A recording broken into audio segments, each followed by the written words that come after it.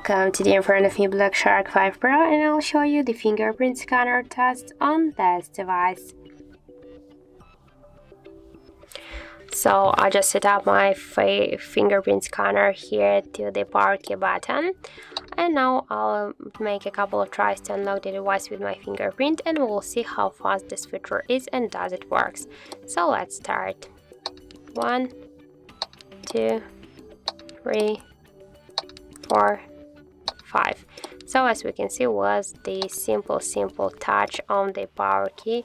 Just I can unlock the device. The fingerprint scanner works here correct and so fast. We can unlock the device just in half of the second. This is the really good result. So I just suggest you to try this unlock method, but don't forget that the fingerprint is less secure than the passcodes or pin codes.